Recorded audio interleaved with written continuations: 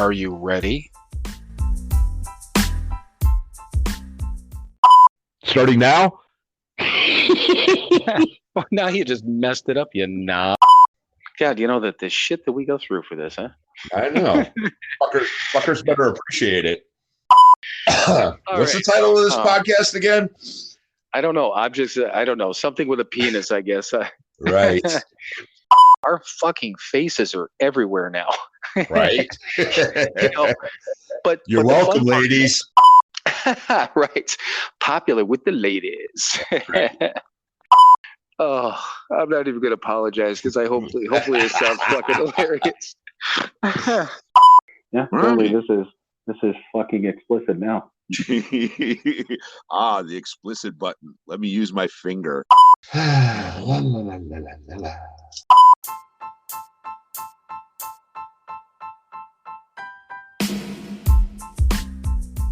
It is time for another episode of Sober, Not Mature.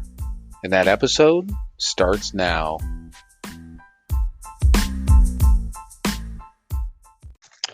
All right, everyone. Welcome once again to another brand new episode of Sober, Not Mature.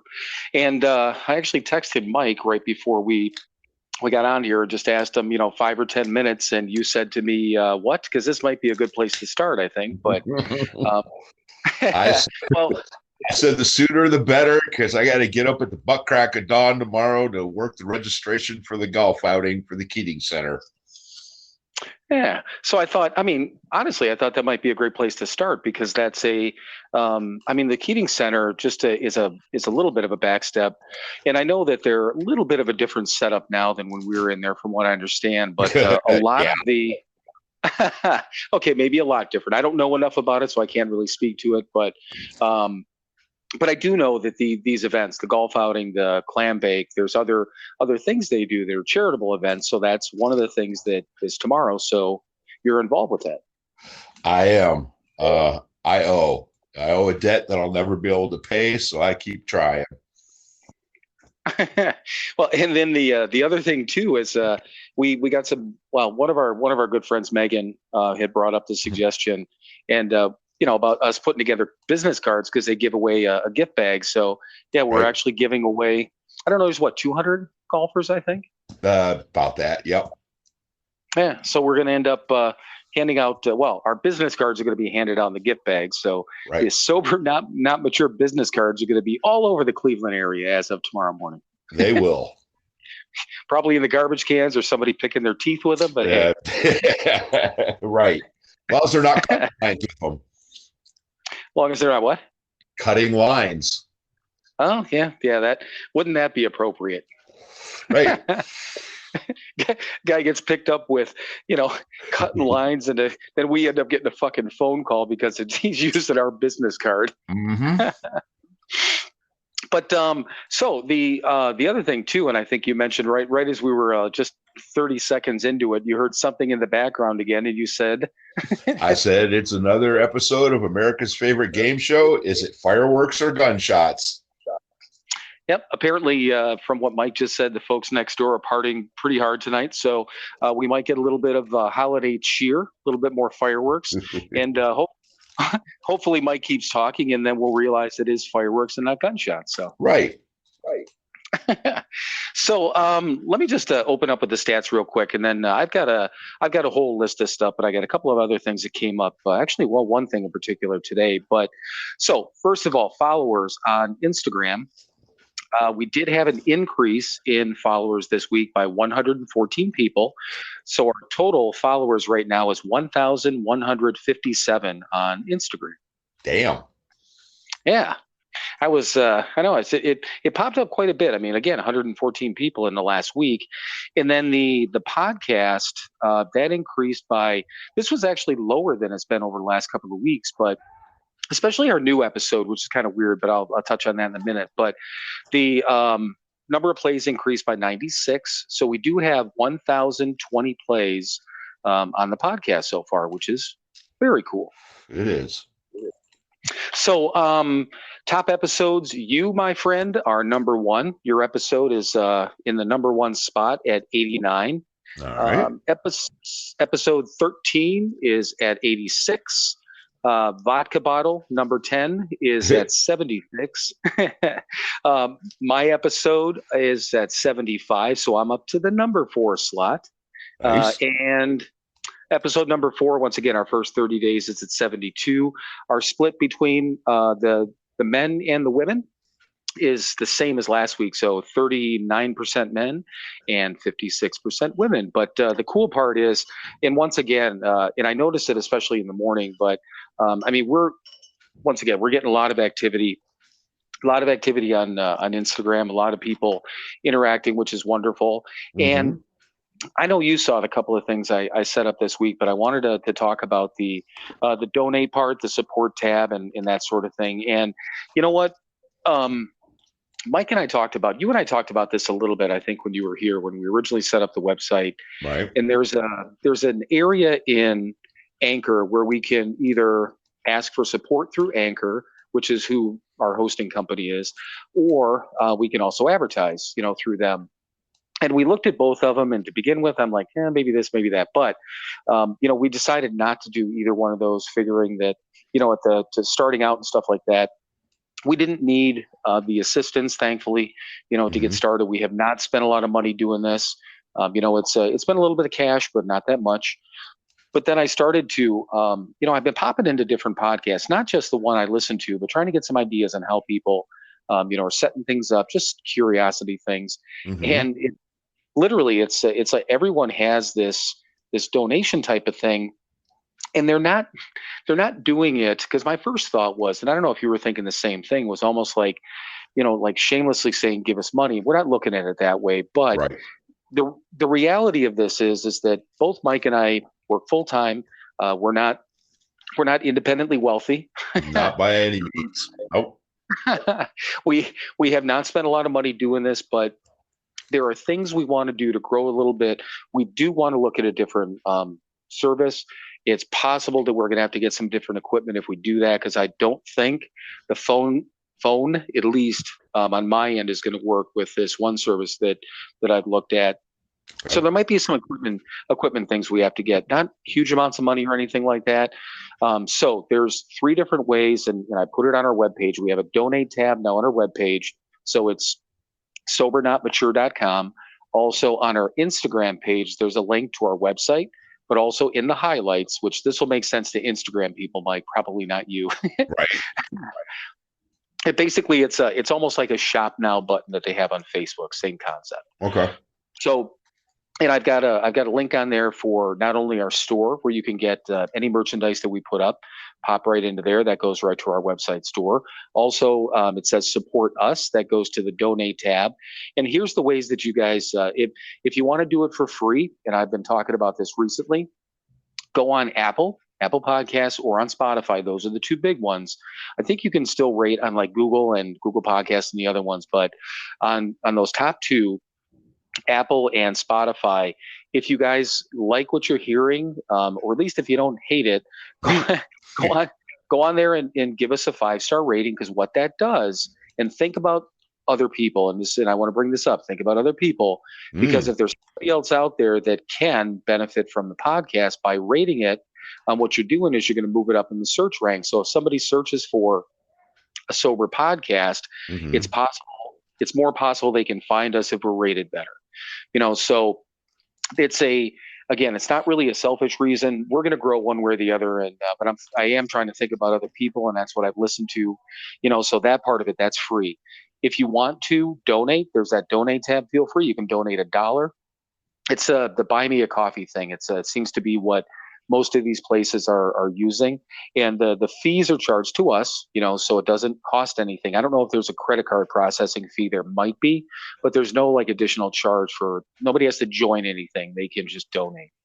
So any amount that you want, you can donate on there, $1 up to whatever. But also I'm starting to add, and I'm thinking about, and Mike, I want to get your opinions, or if you come up with anything, that piece of merchandise that you think we can slap our logo on, we're going to do that too, because that's an opportunity for us to, everyone, somebody gets something in return, but it's a small amount of profit. The shirts are in the mid 20s, as far as pricing wise. Right. there's like, I don't know, there's $5 or $6 of profit in there. The rest of it is for them to put our logo on that and do everything else, because it's a company that we were able to get involved in based on your suggestion, Mike, from the show that you listened to or watch, I'm sorry, in Cleveland. Right. And it's all we got to do. When you guys make the order, they put it together for us based on our logo, and it's done. It's hands off for us, which is nice. So those are 3 ways that you guys can support us. If you want to, again, donate some money, that's great. We're not begging for money. It would help us grow. It's going to help us grow. But worst case scenario, seriously, leave a 5-star rating and put that up there. That will help us, and it helps other people. So I wanted to get that out there, and I'm going to continue to promote that too on Instagram. But it was kind of funny. I posted a video last night, just kind of with a bunch of flashback sound clips from past episodes. And it got flagged on Instagram as possibly content that we didn't own. And I'm like, we own all of it. Yeah. Now, and even with the pictures, they're all our pictures except for the buy us a coffee or buy me a coffee thing. But that's a thing that it's a promotional picture that they give you. So clearly we're allowed to use it. But I don't know. So I don't know what happened on there, but I hit the appeal button, so we'll see. I don't care. It was just a random set of clips, but it was just weird, that it got flagged as that. But I don't know if it was because of that promotional picture, but that doesn't seem. I don't know. We'll figure it out. Right. But yeah. So anyhow, that's a little bit about that, and obviously the stats on here. Keep listening. Pass it along. Tell a friend. Post it on your page. Post it on Facebook, wherever you guys want to post it. The more we grow, the more opportunities we have to, once again, I think help other people. Right. So that's that. Now, the thing of it is, and this is going to go into my kind of the first question that came up. But so our last episode, which was obviously all about Founders Day, I would probably dripping in AA, which is fine, and we're not going to stop talking about AA. But the more I thought about it, is I'm wondering if because you said, we've got this contingency in normies. I'm sure we got a bunch of people. I think I'm probably got people that are not necessarily 12-step people. So maybe people are like, I don't want to listen to that one, which is fine. It's cool. Right. We piece in all this different stuff. We're not going to change what we're doing, but it just gave me a little bit of insight and a little bit of pause based on, again, a question that we had. So the question came up on a message based on, I think it was on our last episode, and it was like the idea between normies and real alcoholics, and we talked about that in the last episode.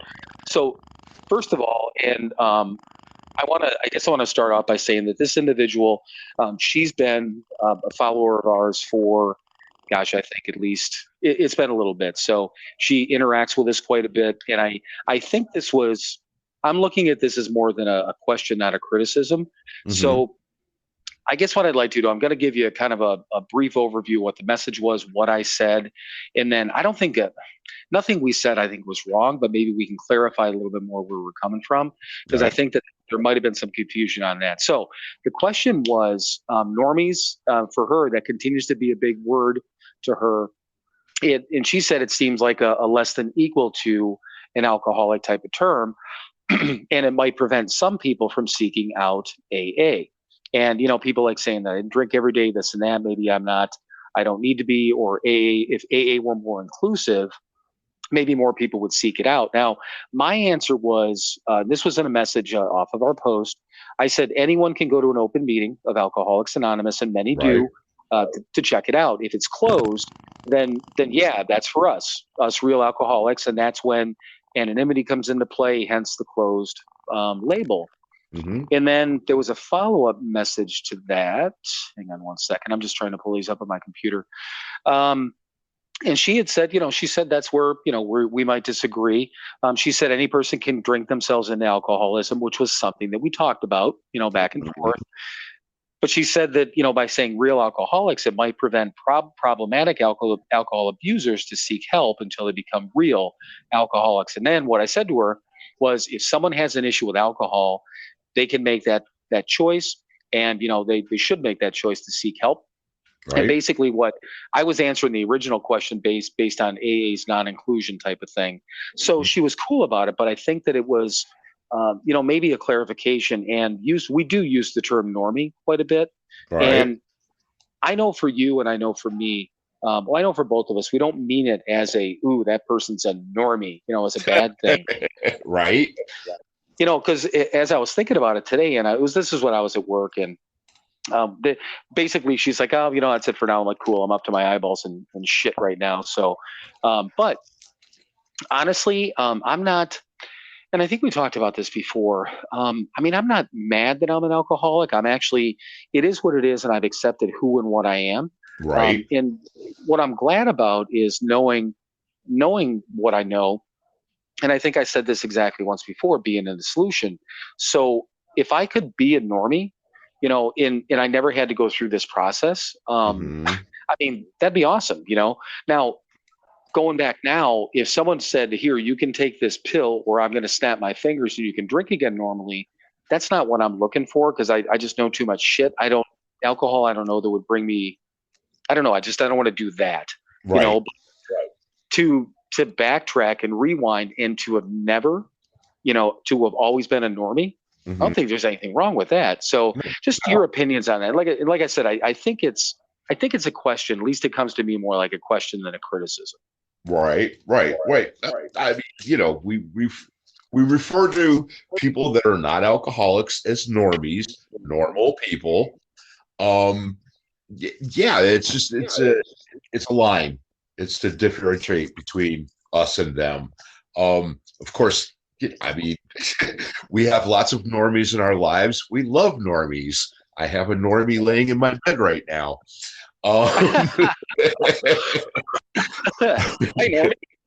Right. It's just, I'm a real alcoholic. And I have to remind myself of that every day because I will forget. I can't drink. I can't do drugs. When I do, I hurt other people. I have to remind myself of that every day. And as far as Alcoholics Anonymous being more inclusive, it's right there in the only requirement for membership is a desire to stop drinking. For me, being an alcoholic, yes, I had a desire to stop drinking. I just couldn't stop. I could not stop without taking certain steps. And I've taken those steps, and I take those steps every day, and it prevents me from picking up a drink or a drug. I have to do that. Normal people don't. That's, we talked about it lots of times. They can stop on their own. I can't. I have to do these certain things that those two drunks figured out to do. And if I do those things, I don't have to pick up. If I don't do those things, I don't have a choice. I'm picking up. That's the difference. Right. And I'm glad you brought up that requirement, because honestly, that was on my head or in my mind. And I was figuring if you didn't talk about that, that was the next thing I was going to bring up, right. Because that's where the separation is. And that is, and I don't want to say rule, but it's a requirement. It is. It's the number one requirement. It's a group. It is an exclusive club, and it's not, but it's not one that everyone's, skipping. And I hear people say this all the time. Nobody goes to their first AA meeting on a good day. Nope. Nobody drives up in a limousine going, I'm heading to the club. Right. It's not that type of club. In Wisconsin, they call them clubs, but it's not the club. It's a sober club, but the other thing too is that it's got the saying is that membership to Alcoholics Anonymous is the highest paid membership in the world, because you pay and give and push and everything away. It's all gone. It's not just like it's going to cost you, $1,000 a month or $1,000 a year. It costs everything to enter this club, and for most people now, and this leads into one other thing, which I'll get into in a second too. But the thing of it is, the main thing that I think you're saying too, is that there's a difference, and you said it again. And I think, again, I can't take what this individual is saying or thinking, but what it feels like is maybe that she was looking as almost like we were looking down at normal people versus this. We're not up on a pedestal saying that we're real alcoholics and you're not. Right. Actually, it's the other way around. We're in a church basement looking upstairs going, we're real alcoholics and you're not. Right. So there's a difference. We're not exclusive, in our minds, but the club is, and it is what it is. Now, last thing on that is that here's the number one cool part. There are probably, I was going to say hundreds, but there's probably thousands of ways that people can stay sober. There's different groups, there's different clubs, there's exercise, there's all these different ways.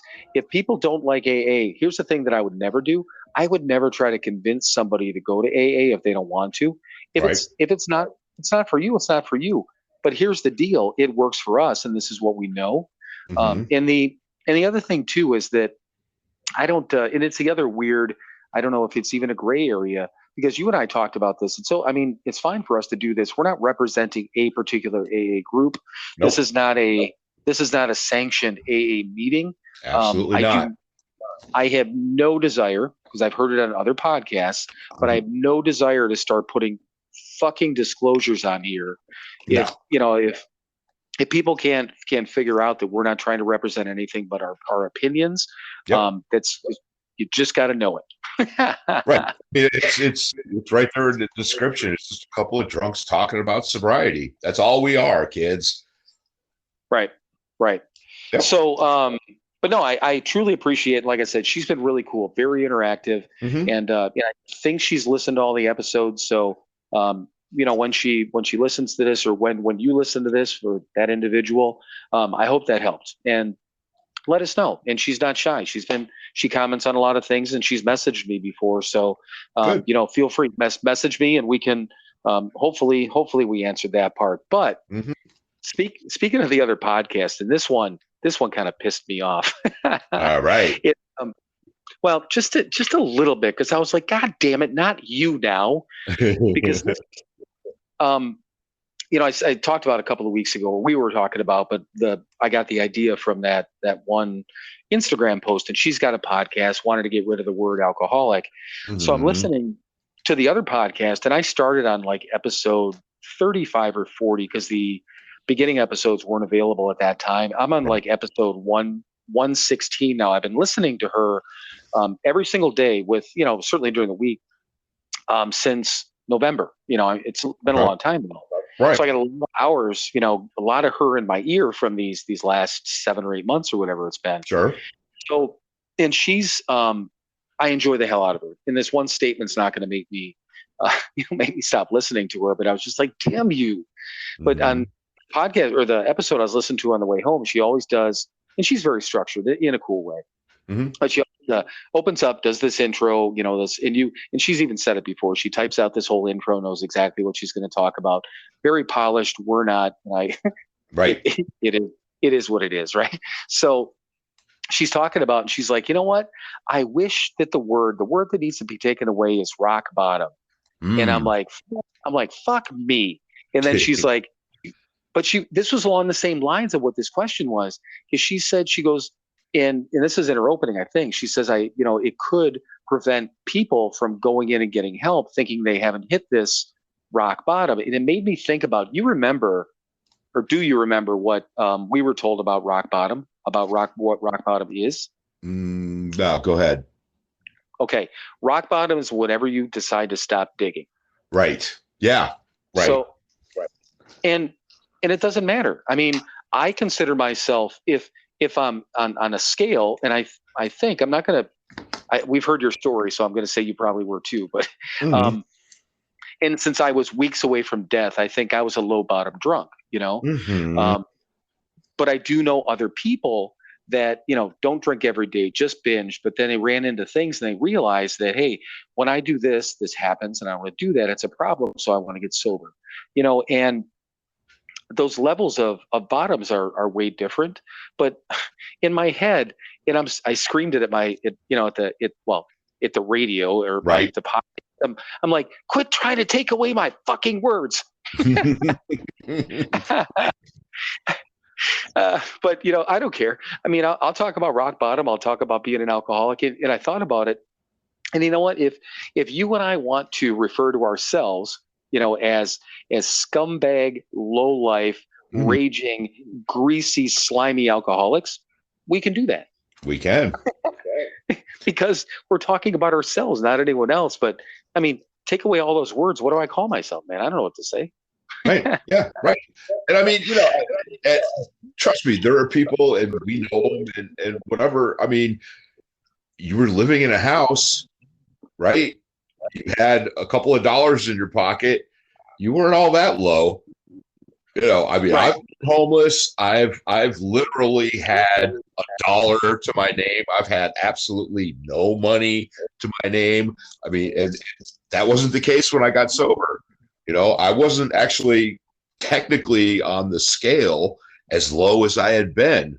I had been lower, and continued drinking and got myself back up and went back down and got back up. I mean, like you said, it's a great way to put it. My bottom is when I stopped digging. I had been lower. I just didn't want to dig anymore. So that was when I got some help. Right. And you know what? That's a great point. I mean, I probably ultimately would have lost the place I was living, but you're right. I mean, I had a job. Right. Maybe I would have lost that. Maybe I would have lost the place. But you're right.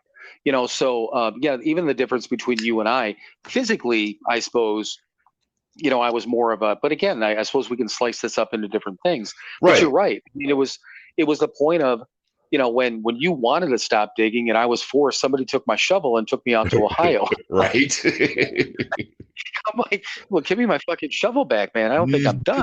Right. Which, again, I'm not proud of. I laugh about it because what the fuck else am I going to do, right? Exactly.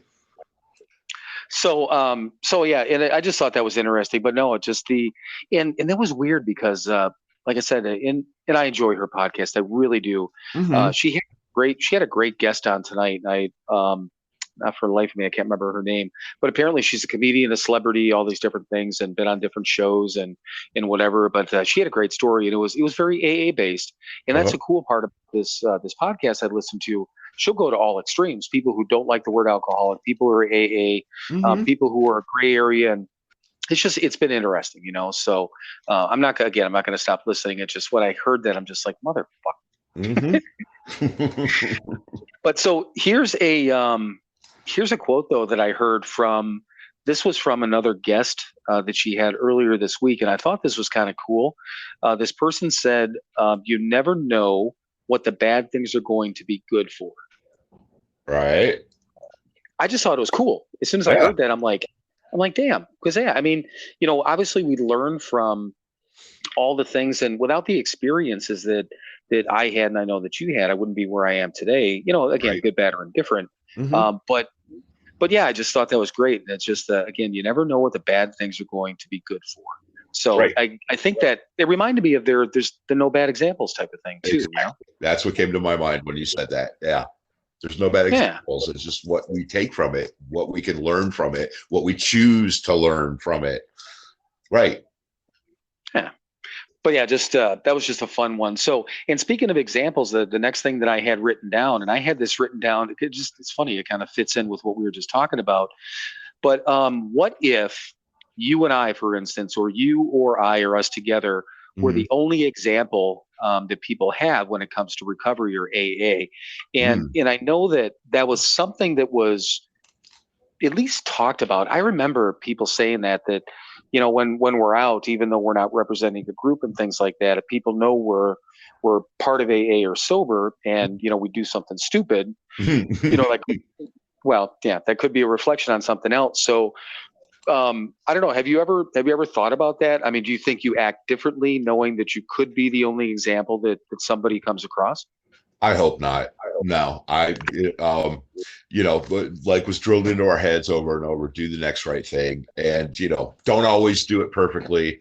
But, no, I don't think that way at all. I think I just try to be a good boy, it's all I want to do. And I, again, don't always do it perfectly and sometimes fall really short. But yeah, I think the book talks about, don't put any don't put anybody in the program on a pedestal. Don't, because we're all fallible. We're all just one drink away from completely fucking this thing up. So, yeah, we're all human, and that's why you get that power greater than yourself to lean on, because yes, we do lean on each other, and yes, we do need other drunks and junkies in our lives to help us through this process. But yeah, we're all human, and we can't count on other human beings, because I know I can't count on myself half the time. Right. Well, and that's the thing too. So two things I just thought of when you were saying that, and I remember that part that's either in the big book or that's in the 24-hour book, because I've seen it plenty of times. It might be in the 24-hour book if it's in my mind, but who knows? It's in one of them books. One of them books there. Somebody wrote shit down. Right. But the thing of it is, like, it made me think about, your sponsors. So you had two sponsors that didn't stay sober, and depending on how your mindset either was or could have been, that could have, again, if you put either one of them on a pedestal, that could have thrown you off, Right. And I think about you and I, and we talked about the fact that you and I had that conversation. Hey, if you drink, I'm here to help, but if you're not willing to get help, you got to get the hell out, sort of thing. But I tell you right now, and I think the answer is the same for both of us. It would tear me up, if you drank again. Right. But right back at you. Right. But the thing of it is, I am not following your fucking ass. I'm not. Right. Right. Well, unless we happen to get if we both get stupid and we're like, let's go together. Well, maybe. Right. So that's frightening, man. There's no other word for it. I know. So yeah. So anyone who's listening, especially our family, that's not in our minds. It's not in our minds. Talk about a couple of bulls in a china shop, right? Oh, well, there was I don't know if we were at a meeting in Cleveland or if it was, it might have been one of the meetings I was at in Wisconsin. We're sitting around and a bunch of people talking, and maybe once I say this, maybe if you remember it, then it obviously was us. But I remember being in a group of people at a meeting, and somebody just said, looking around the room, they're like, could you imagine, maybe it was, we were playing cards one night, could you imagine if all of us were drinking right now? And we're like, oh my God. Right. So take our card group, for instance. Wonderful people, but let's say we're sitting in Michael and Megan's basement, and then all of our normal crowd was there, all the usual suspects, and then all of us at the same time decided to pull out our drugs of choice. We'd burn the house down. Oh, at a minimum. Right. Well, and we start fighting each other for each other's stashes, and oh God, it'd be horrible. Yes. Right. I mean, yes, we, like you said, you started off, we're all good people, and we are, because we're doing what we're supposed to do, but we stop doing what we're supposed to do, and we're some fucked up assholes. Yeah. And I know I've heard, if I haven't heard every one of our friends lead, I've heard their stories. So yeah. And you know where I come, I know where all you people come from. Right. So yeah, no, you're right. You're absolutely right. But yeah, that whole thing, and that is that's one of the biggest problems is, so I want to go out, and that's another thing that's said in recovery groups and programs and 12-step programs and stuff, is that, anyone can act good for an hour, but how do you act for the other 23? And on top of that, what do you do when, as they say, integrity is what you do when no one's looking. Right. And, that's the thing. Whether people are looking at us or not, both of us have had people come up to us and say, hey, I saw you here, or I saw you there, or you helped me there, or you said this or said that, where we weren't necessarily trying to be anything, we're just being, so, but I think that becomes ingrained in us. And I just thought it was an interesting question. I don't remember if that came up on the podcast or out of my head, but it just made me think about that. So, other thing too, speaking of the normie that's in your bed right now. Did she tell you that she texted me? Yeah, she did. Okay.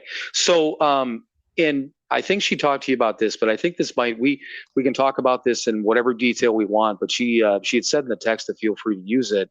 So the gist here was in the normie we're talking about, and Mike's girlfriend, Chris, take a look on our, Instagram page. I think she's been in she was in the pictures from when we were at Dr. Bob's house and stuff like that. But very cool. They've been together a long time. She's part of the group, but she's a normie. And her question that she brought up, and I know she had talked to Mike about it, but then it asked me also and was basically saying, hey, bring it up, was, and she said, listening to the podcast, basically it's a normie question. She said, when someone passes because of their use or drinking, for instance, does it help solidify our sobriety? And she said, for example, it was a family member of hers that had died after 50 years of alcohol abuse. And, wondering if recovering addicts look at it the same way, as far as, it could have been me, or that's too bad.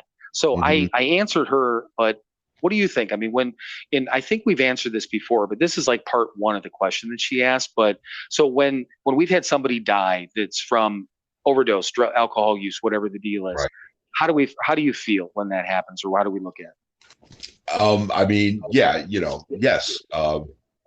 But for the grace of whatever, there go I am that person too. And yes, it makes me sad. And the stages of grief, it makes me angry, because I know, especially if it's someone that's been in the program and has been around and has had some sobriety and has done some of the work, clearly not all of it, or stopped doing the work. Yeah, that pisses me off, because they had the solution and they gave it away, and it's sad too. If it's somebody that really never was in the program, never, for example, her family member, never was in the program, never, and it's sad, man, because we know that there is a way out of that, and it makes me sad, because, and it also reminds me that it could easily have been me, because it was me. It is me. So yeah, anger and sadness is the short answer. Yeah, and there was I agree with you, because there was, then I just thought about, like, God, probably a handful of people that we knew that have died. And the one in particular was the one I'm sitting here in my bedroom, and I've got my phone and my notes here on a coffee table, or a TV tray. You know where we got that from? Yes, because my microphone and my phone are sitting on one from that set. Yeah, and that's and when Mike and I got divorced, we literally took half the. we should actually, if we got time at the end of this, let's tell that story real quick. That was actually kind of funny, but so, because the other part of it, or anyhow, thinking about these people, there's been some of the people that have passed like that. That one I found out after the fact at the meeting, and it crushed me, because I love that dude. I cared about him, and we had I can't say anything more than that. I mean, he admittedly, didn't get this thing, and he had all the opportunities. He had the solution. He didn't get it. He died. You know what? One of the times he went out and came back, and he was all fucking beat up, and it was at who do you know? Our Friday men's meeting. We were standing outside, and I looked at him and I said, dude, and he looked at me square in the eye, and he said, I can't surrender. It's not in my nature. I can't do it. And he didn't. He could not surrender. He couldn't accept the fact that he had to stop fighting to survive, which I understand doesn't make sense. It's one of the things about this program that, there's several things about this program that I do not understand, that do not make sense to me, and it doesn't fucking matter. What matters is I take the action. But yeah, he could not surrender. He was an old school dude, firefighter, and sports guy, and the way he was raised, he couldn't give up, and that meant he couldn't give up drinking and using. Yeah, and I think it was at the Big Book meeting the one time, Dan's meeting, that he said that he couldn't he just couldn't admit to the first step. So yeah, that same deal. Couldn't Mhm. get rid of that. So, He but couldn't power, right? He always to the very end, he thought he had some kind of power. Yeah, and clearly he yeah, didn't. yeah, that one bummed me out. But I think I was Mhm. probably a little mad at him too. But there Yeah. was and I forget who the one dude was, and I can't remember his first name. But it's irrelevant for me to try to explain. You probably wouldn't understand who he is anyhow. Mhm. But when I found out that he OD'd, in the same thing, back and forth. He was in the Keating Center. I mean, he was doing really well. And then when I heard it, I was so fucking irritated. He wasn't like a super good friend, but I really enjoyed him. Great guy, a lot of fun, great Mhm. personality. I really clicked with him. I mean, again, I didn't see the guy all the time, but I had the opportunity to go to his funeral, and I didn't because I was mad. And Mhm. I'm like, no, I'm gonna remember the good. I don't want to sit there and look at him. It's not fair for me to be in a shit ass mood at this guy's funeral. So I chose not Right. to. You know. But the other part of the question that Chris had was, that in I think it was along the lines of that, basically thinking that, or it kind of seemed like that as a normie. So you and I, and what I told her was, I think that we. And I don't even know if calloused is the right way to put it, but maybe, Mhm. we get it. Everything that the two things that we just talked about, we know why it happened. We can be mad and sad, but we understand why it happened. Right. Whereas maybe a normal harder because maybe they're not around it enough to be. And I don't know. I mean, I think maybe a normal individual, that I think that's kind of what she was kind of hinting at a little bit. I could be wrong.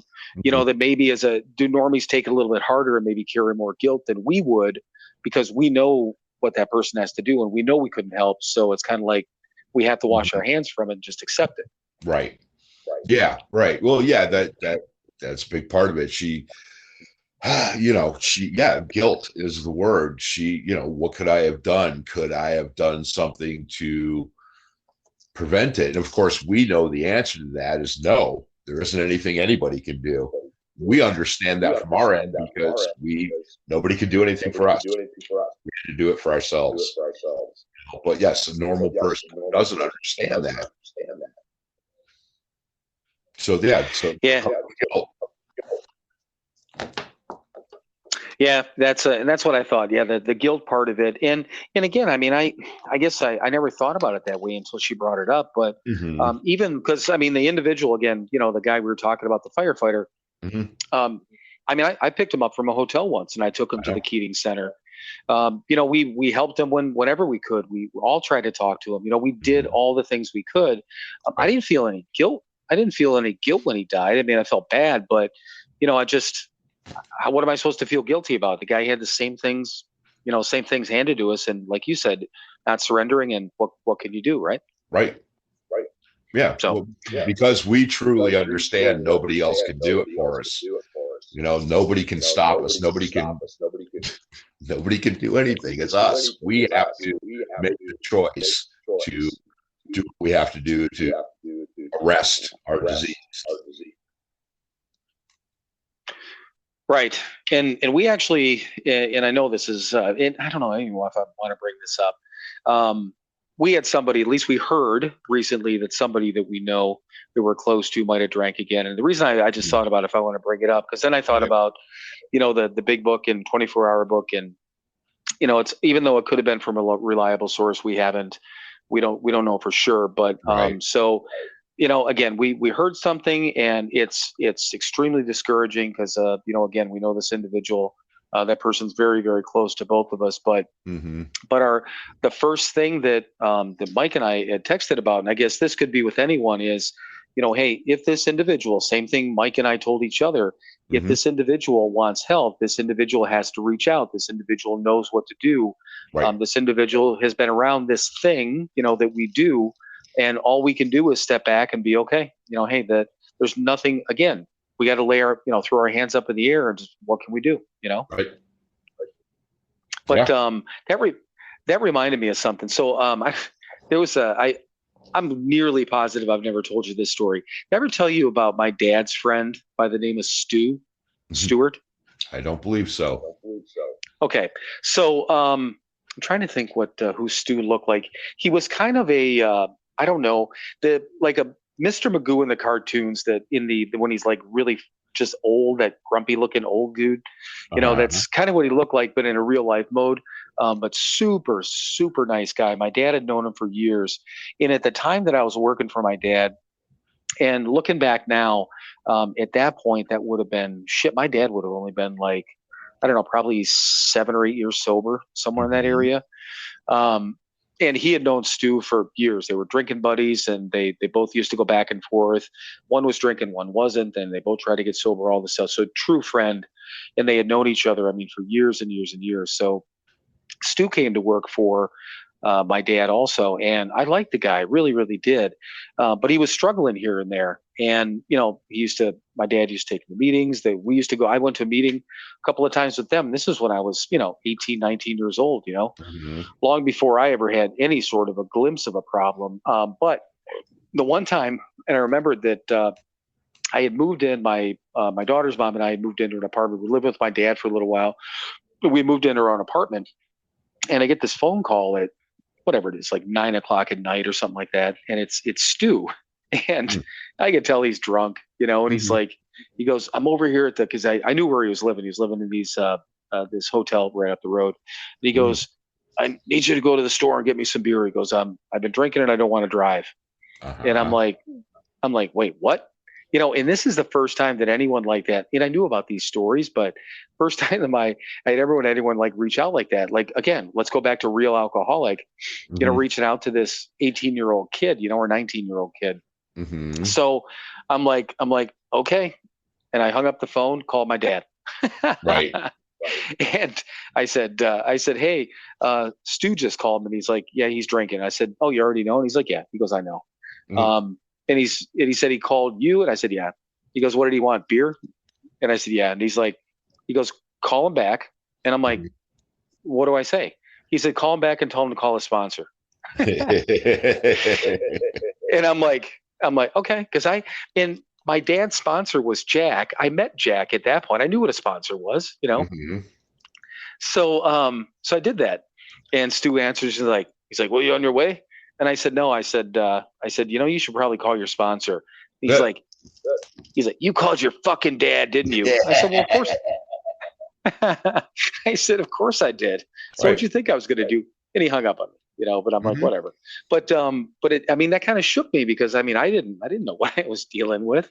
But yeah, I mean, talking about, again, some real alcoholic, and that just reminded me from the relapse type of thing. He must have relapsed, I don't know how many times in the year or so that I worked with my dad. But yeah, he was again, great guy when he was sober, right? I think we were just Mhm. talking about that too. Yep. So the other thing too, and I was going to start off with this, but I'm like, nah. I said, let's start off on something fun. But man, I had a shitty week again. My job is just Mm. just crazy. But the thing of it is, and maybe we can get into it at some other time. It's not important. That it's like a week and a couple of days that I'm going remote, and I'm moving from where I'm at. That's Right. this time I'm not getting kicked out, and I'm not going to detox. Don't nobody worry about that. This is a choice. I'm making a step to actually go help family. Mhm. So it's a choice, and I'm happy, and I'm doing it. It's a lot, and works a Right. lot, and my boss is still being a dick about a lot of things, and he's not real happy, even though he agreed to doing this. Um, and I mean, a lot of this stuff is just kind of pissing me off.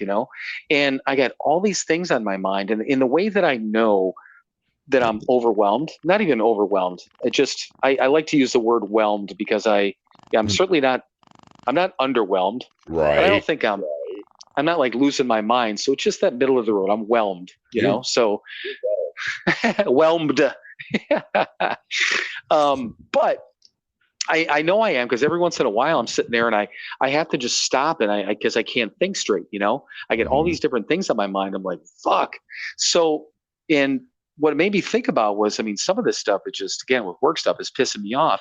And I think I'm sure it is. It's in the big book, Justifiable Anger, or maybe they talked about it in meetings and stuff like that. I know they talk about anger in the big book, and there's a line that, whether or not I mean, feel free if you remember what the line is, but I was thinking about that just from a sobriety standpoint. There are certainly times when there is such a thing as justifiable anger, but what does that mean for you and I? And I'll just talk about you and I. How do we handle anger, or what is considered justified, and how do we react to it? Right. Well, for me, I have to be very careful because I can justify anything.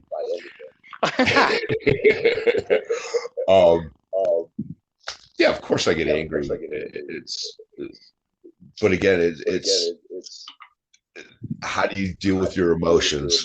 You have to remember that emotions are fleeting; they're always going to change, and not be ruled by them. So yes, of course I get angry, but how do I deal with it? I recognize it, and think, and step back and think, and see how I'm reacting to it, and why I'm angry, and am I truly pissed off about something, or am I scared? Right. Yeah. And it's slowing down, thinking. Yeah. Sucks. Yeah, I just want to rage out, man. I want to feel that anger, man. I want to love it. I want to embrace it. But I can't. Not today. Right. Break some shit. What's that? And it just reminded me. What's that? That radio show you used to listen to, and then you appeared on. What music to break things by? Yeah. Yeah. That was Friday nights, wasn't it? Yes, it was. That's what I thought. I used to fuck with him when Mike and I lived together. He'd go in his room and you hear him. I mean, he's like a fucking teenager in there, blasting this fucking rattling the rooftops with the music, and I'm like, you in there fucking breaking music again? But no, and you know what? You just touched on a good thing too, and no shit. I mean, here's the thing, that in all those things you just said, and here's how I've been dealing with is that, first of all, as soon as I leave work, I'm good. So I know what the problem is, and I know. I mean, there's all these other things that are going on in my life, but these things they're, and I hate use the word manageable because we know how that is, but they're. I'm able to deal with the other things. Everything that's going on is going to happen. I'm not worried about, I still got a lot of stuff to pack, and how's this going to work out, and all these different things. I'm okay with all that, but it's the work environment, So, but like you said, I mean, a couple of weeks ago when the whole bonus thing and how I wanted to react and I didn't, and I mean, seriously, I was kind of proud of myself because I still had that in me. And would it have been it was justified, I guess, to be angry because this is my livelihood. Sure. But it would not have been just something that didn't happen. Right. Now I'm mad again. God damn you. Now I'm mad again. I justify your bullshit too. I know you will. That's the problem. Damn you. No, I'm just kidding. But no, and part of that, maybe that's a good example. That was the situation for justifiable anger. But in the big book, it says anger is doesn't it say dubious luxury of normal people? Yep. Yeah, it's the word dubious. I love that. Dubious luxury. Yep. I always thought that would be a great band name. Dubious luxury? Yep. Hi there. We're your dubious luxury. What, is it too late to change the name of the podcast? Hello, welcome to Dubious Luxury. Right. But I like the not mature part better. But but yeah, and we were taught that very early on because anger turns into resentments, which turns into and that's our biggest, what do they say, the biggest offender, right? So, I've been able to figure out that, and it took me that weekend, it took me like 5 full days really from when it happened to the end of the weekend to kind of calm down and figure it out. But, I'm not going to lose my mind over it. So like you said, recognize and sit back and think, and sometimes take a breath, and sometimes just shut my mouth, Yep. So yeah, I mean, it's one of those things where I don't want to fly off the handle at anyone because I just don't want to be that person anymore. It doesn't do me any good. And it just makes honestly, it probably makes my life worse than the other person's. That's what they say, right? It's a luxury we can't afford. Right. Mm-hmm. So I was just kind of curious because I don't think I know we've never talked about that on here. I don't remember if you and I have ever talked about that like in general, but Right. yeah, it just, I don't know. I mean, everyone gets angry, but once again, I know what the problem is. When I leave work, I'm good. Once I hop into my car and I pop the podcast on, and that's the other thing too. I was getting so pissed off by traffic for months, and then my answer to that is listening to this podcast. And sometimes I get home and I'm like, fuck, man, it's been 35 minutes already. It's a breeze, because I get to fill my brain with, recovery stuff while I'm driving. So it's been great. But yeah, so I just like I said, I thought that was kind of interesting. Other thing that I thought about, this was just kind of a passing thought, I think, from a couple of weeks ago that I wrote down. Do you remember the first time when you were, as a sober individual, the first time that you got like really sick and felt like physically terrible? Yeah, not really. I mean, probably the Keating crud. Everybody gets it within your first 90 days. You get sick.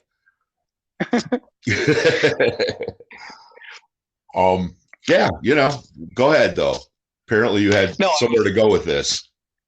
No, it wasn't anything really big. I just thought about like if I think I woke up one morning and I was like really stuffed up, and in my first thought, which is the way I thought from that point on, is just that, man, at least I'm not hungover, Right.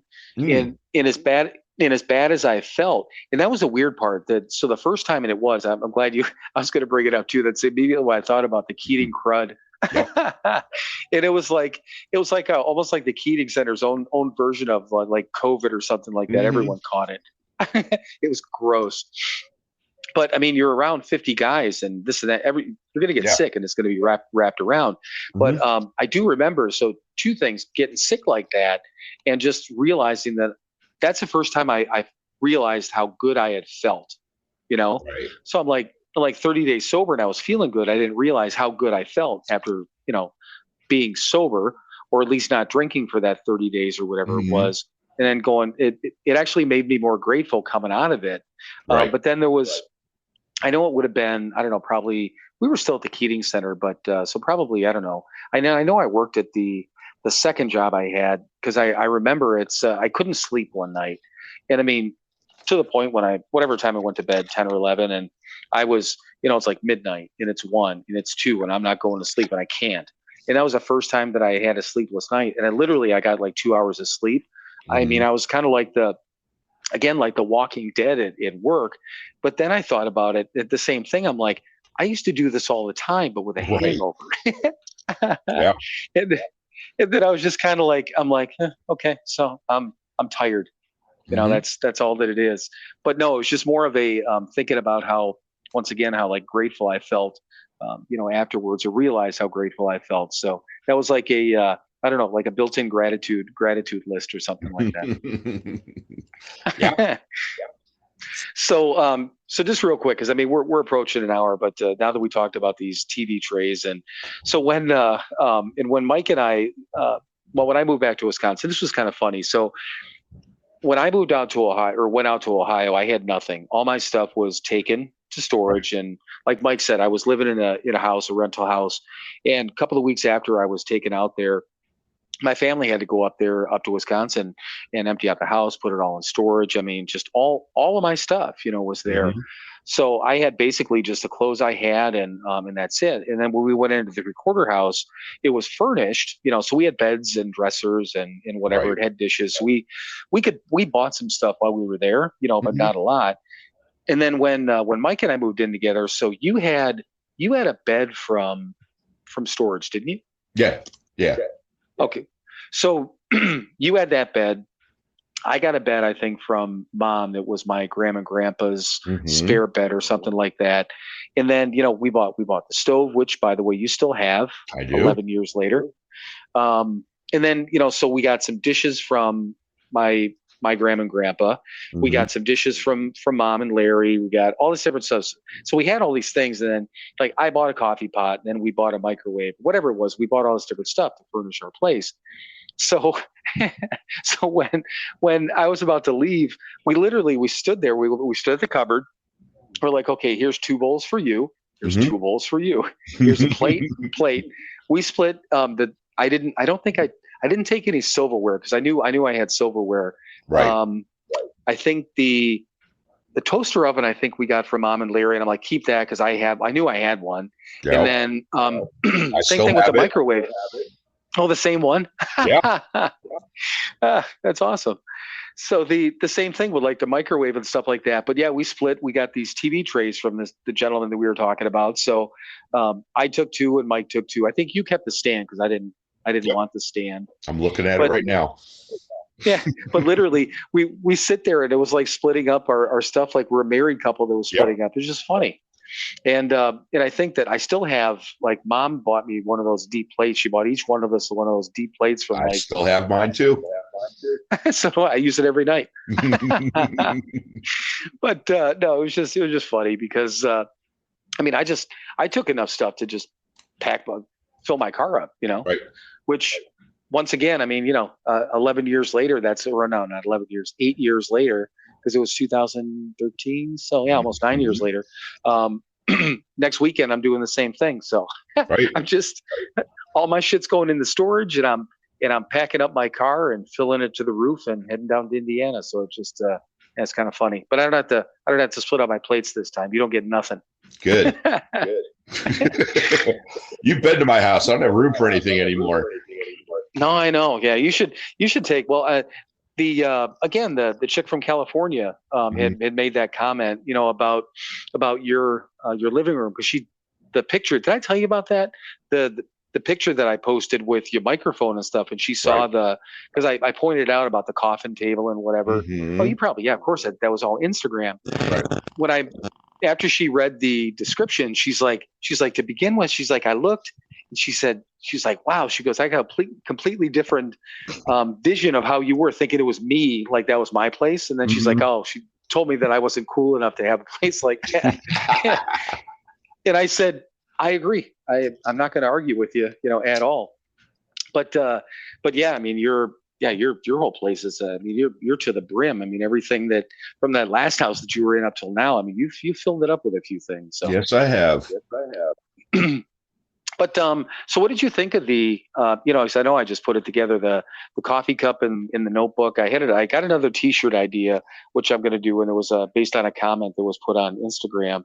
But what'd you think of the coffee cup? That looks kind of cool, huh? Yeah, it does. You drunks love your coffee. Yeah, you're like one of the only drunks that we know that doesn't drink coffee. Oh, I'm a goddamn weirdo, man. I'm a sober alcoholic truck driver that doesn't drink coffee. Right. Yeah. Yeah, definitely one of the weird ones. Yep. But so I mean, I still have, again, I've always got little notes I put on here, but I think that actually, I think that we covered everything. We're at an hour or two anyhow. But last thing I wanted to say with other podcasts, if you ever get an opportunity, just look up a sober podcast. I don't care what you look it up on. Just listen to one of the openings. It actually makes me laugh, because all other podcasts out there, they're so nice to people. They say nice things. We're so proud of you for listening and for everything you've done. And I think about the shit that we talk about. I'm like, oh my God. I'm like, we're not going to change. But nope. I mean, once again, we said this right in the beginning that we're going to have fun. We're serious about recovery. We never ever not like poo-pooing recovery, but we're not the cheer on everyone. Hey, if you're sober, by all means, yes, we're going to cheer you on. But it just, I think we would scare some of these people if we ever had them on or went on their podcast sometimes. I'm like, you're going to get a different version of whatever you think you're talking about. Right. Well, I mean, if you're sober, I'm not going to cheer you on. God damn it. Do the next right thing. Be a good boy. Fucking A, man. Stop fucking hurting people. Oh, you're not hurting people today? Oh, good for you. See, that's exactly what you just proved my point, because you just that was probably a millisecond tried to be nice, and you're like, fuck this, no, do this and do that. Nope. But that I don't expect it. Nobody give me a fucking attaboy because I'm doing what I'm supposed to do. I'm doing what I'm supposed to do because it's what I'm fucking supposed to do. Don't give me a medal. Don't give me a blue ribbon. No participation trophy. No, I'm not hurting the people that I say I care about. Good for me. Right. Yep. Yeah. And I know that and for some of the people who listen, I think we're probably a different breed than what the way people have been raised, but we were raised this way, and it works. We can be kind and compassionate, and we're actually very caring individuals, and will help anyone that needs it. But you're not gonna we're not gonna hold your hand. Nope. Because I don't know where that fucking hand's been. Well, okay. There's a meme out there that says, God, I wish I could remember the percentage. Basically, it's like almost the hand that you shake has touched a penis. So think of that. There you go. Mine certainly has. Yeah, possibly even that day. Well, you know what? I think on that note, that ends on a note there. Unless, once again, typical question, Mike, do you have anything else on your mind other than your hand touching your penis? No, not a thing. All right, man. Well, before I just keep laughing into this microphone, why don't you wing us out of here? All right. Thanks for listening to another episode of Sober Not Mature. Give us a 5-star rating. Buy us a cup of coffee. Buy a t-shirt. And fuck off. The most awesome advertisement ever. All right, brother. I love you. I love you too, man. All right, bye. Bye.